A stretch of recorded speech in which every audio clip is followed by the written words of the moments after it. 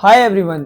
आज मैं आपको बताऊंगा जी, अगर आपका मोबाइल फोन नो पावर पे जाता है यानी लो बूटिंग पे होता है तो हम उसको कैसे रिपेयर करेंगे। लो बूटिंग का अगर हमारे पास कोई भी मोबाइल फोन आता है तो उसके अंदर प्रॉब्लम होता है कि हम जैसी पावर बटन प्रेस करते हैं, जैसी पावर बटन को प्रेस करते हैं तो वो क्या करता है, कुछ अंपेयर लेता है। ठीक है, जैसे ही कुछ अंपेयर लेता है और जैसे ही हम ऑन ऑफ स्विच को छोड़ते हैं तो वो पावर सप्लाई पे जीरो हो जाता है। फिर से हम प्रेस करते हैं, फिर से वो अंपेयर लेता है और जैसे ही हम रिलीज करते हैं वो जीरो हो जाता है। वहीं से हमें पता चल जाता है कि ये लो बूटिंग का फॉल्ट है। जो लो बूटिंग का फॉल्ट आता आता है मोबाइल फोन के अंदर, ये बहुत सारी जगह से आता है। जैसे कि मोबाइल फोन नीचे ड्रॉप डाउन केस आता है तो वो सीपीयू क्या होता है कि पॉइंट अपनी जगह से थोड़ा डिस्टर्ब हो जाता है, तो जिसकी वजह से मोबाइल फोन लो बूटिंग पे चला जाता है। कॉलकॉम चिपसेट, मीडियाटेक, इसके अलावा एक्साइनोस, इनके अंदर ये ज्यादातर फॉल्ट देखा गया क्योंकि ये सबसे ज्यादा चिपसेट मोबाइल फोन के अंदर इस्तेमाल होते हैं।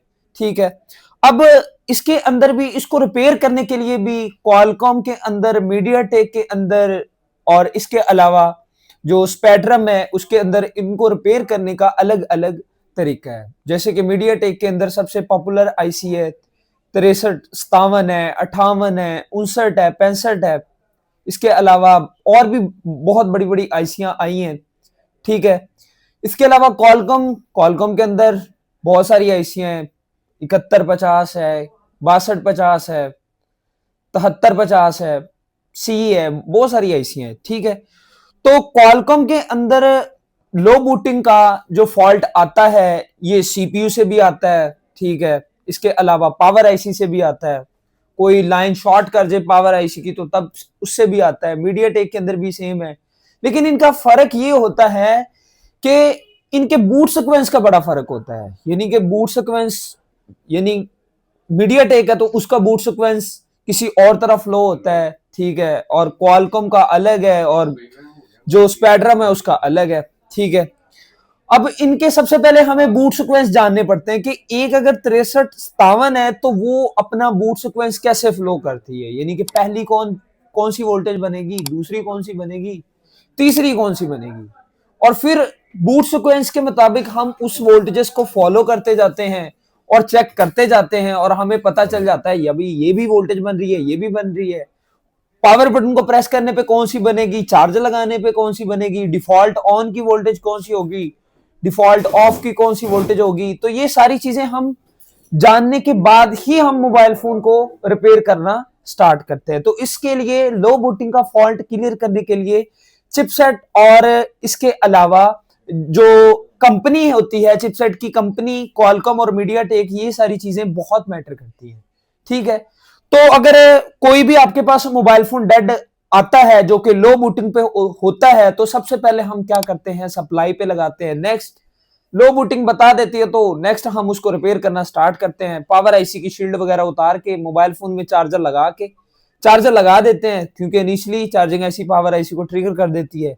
और हम सबसे पहले पावर आईसी के इर्द गिर्द जितनी भी बक वाले होती हैं सबसे पहले उन पर वोल्टेज वगैरह चेक करना स्टार्ट करते हैं। अब लो बूटिंग का प्रॉब्लम चार्जिंग आईसी से भी आता है, लेकिन मैं सिर्फ पावर आईसी पे ही फोकस करूंगा। तो सबसे पहले हम पावर आईसी के इर्द गिर्द बक वोल्टेजेस वगैरह चेक करते हैं। बक, ठीक है, अब बक नहीं बनती है तो क्या करना है, बक बनती है तो हमें क्या करना है, अगर बक बन जाती है तो फिर हम उसके बाद नेक्स्ट स्टेप क्या लेंगे। तो ये काफी लंबी बातें हैं, तो मैं जो मेन चीजें हैं उसको ही फॉलो करूंगा।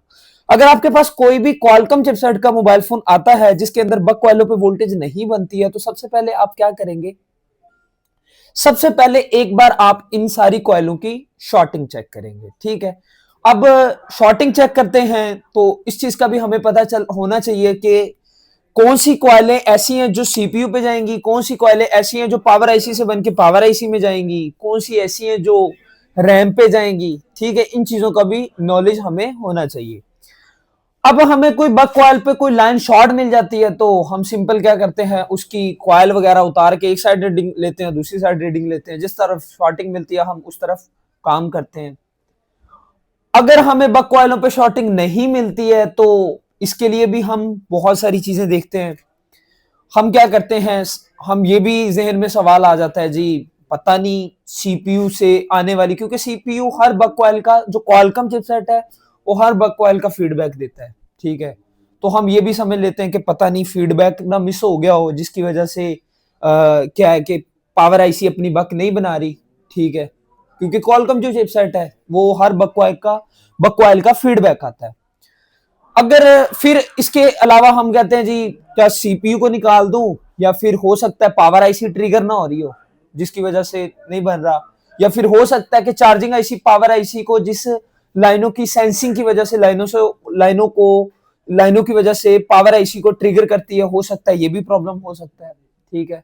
तो ये बहुत सारी चीजें होती हैं जो कि हमें स्टेप बाय स्टेप चेक करनी होती है, फिर ही हमें पता जाके चलता है कि हम पावर आईसी पे काम करेंगे या फिर सीपीयू पे काम करेंगे या फिर चार्जिंग आईसी पे काम करेंगे या फिर इसकी क्लॉक्स की लाइनें चेक करेंगे या फिर सेंसिंग की लाइनें चेक करेंगे या फिर इसका फीडबैक मिस है। तो ये सारी चीजें हमने चेक करनी है, फिर ही जाके हमें पता चलना है। अच्छा जी, मैंने आपको काफी सारे चिपसेट बताए हैं, तो इनकी अलग अलग फॉल्ट है। तो अगर आप एक साइड से, एक यानी कि शुरू से स्टेप लेके और नेक्स्ट तक आप उस चिपसेट को एंड तक स्टडी करते हैं, तो फिर जाके आपको पता चलता है कि आपने किस सेक्शन पे काम करना होता है।